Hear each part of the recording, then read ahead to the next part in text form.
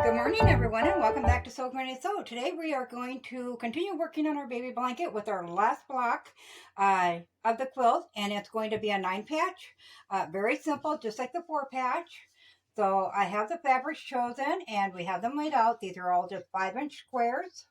So these were out of the charm pack, and those were squares that I cut. So I'm getting low on each of the designs out of the batik, the charm pack. So we got a kind of a mixture on this one, but that's okay. I like a good mixture. These are actually, if you can see the head there, peacock. I love this batik. I wish I could find more of it, but I have scoured the internet for it. I just cannot find it. Okay, so that is what our 9-patch will be. So a 9-patch is very simple, just like the 4-patch, great for beginner sewers. So you're just going to flip these over and line up those edges here.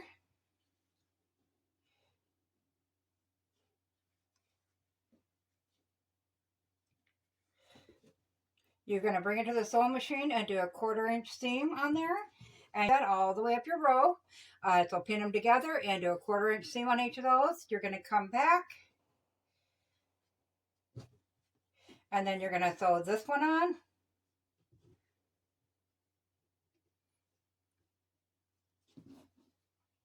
In the same fashion, you'll stick a couple pins in them if you need to. Bring them to the sewing machine and do a 1/4-inch seam. Bring it over to the sewing machine, get those sewed together, and I will meet you back here. Okay, so we got all those sewed together, as you can see, with the 1/4-inch seam. So I wanted to explain, I know I've gone over this in another video, but this is important. When we iron these flat, we do want to put them in certain directions for the simple fact that we can nest our seams, which really helps. So with the center one, you're going to iron it that way, and with these outer two, we're going to iron them flat that way. So I'll go ahead and do that, and then I will come back and show you how to assemble it. We have them all ironed flat, and as I said, we got these going this way, both on the top and the bottom, and in the middle we have them going that way. So when we go to put these together, and I wanted to show you something too, because I was thinking about this as I was sewing. So if you look at these, so when you're sewing your blocks, even though it's a very simple block, you can see if we line up this end perfect, not kind of split, but if that's lined up line for line, this one's up a little bit, that is your variation of when you're sewing your 1/4-inch seam. That is the importance of making sure that your seam allowance is the same all the way throughout your blanket. I'm not worrying about this for the sake of time. I am going to go ahead and move forward with the video.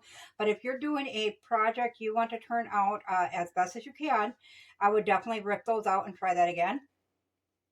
And I have many times. I'm just not going to do it this time. So you're going to line up your seams, and when you nest seams, you're going to feel that they don't go no further. When you push this one down and this one up, they won't go no further because the seams interlock. And when you got the top lined up and that interlocked, then you want to go ahead and put your pin in. And then you'll do the same for this seam down here. And when it's off, you're going to have a little gap, and you're going to have to manipulate your fabric when you're sewing to get that to line up. Well, you're definitely going to want to rip that out, that seam out, and redo that. But that's just a little bit, and I can do that with manipulation of the fabric. So you just line those up, line up your ends.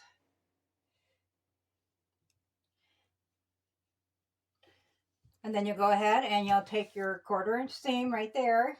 And then you come back, you'll open it up, attach this in the same fashion, and do the same thing with the 1/4-inch seam. And then I will iron that flat, and I'll meet you back here with the finished product. And here's our finished 9-patch. Now, because of the fabric manipulation I did, you can see that it's a little off there. And if this was for a big venture of some kind, you know, like a gift or something important, I would go ahead and take that back out and fix that because I can totally see that. However, they say if you put it in a chair across the room, and if you don't notice it in 20 seconds, it's not that important, and nobody else is going to notice either. So under that test, that probably wouldn't have even been noticed. So that completes our 4-patch, 9-patch Ohio Star and our windmill blocks. But I wanted to show you why we're making the different blocks. So I have part of this quilt together. Star. the 9 patch and the 4 patch on one column, and this is just a baby blanket. And then I went with the mixture 4 patches because these were just 2 colors. So I went with a mixture of the 4 patch squares that I had left, and the windmills on the center. I did have to put some sashing in here, some strips to make it the same size. So this one we just did, this 9 patch we just completed, along with this Ohio Star and that 4 patch will make up our other row to go on the other side of that. And because of the size of the 9 patch, I went according to the first one. I did add strips of a burgundy floral, which matches the burgundy in there around the outside because I didn't want too much green in it. So we'll go ahead and we'll sew this one together in the next video, and we'll get this quilt top finished. And then we'll measure it out and make sure it's at least 36 by 36 for a baby blanket. And then we'll start our journey on the the backing and the batting and getting it quilted in. Until then, guys, see you next time. Bye bye.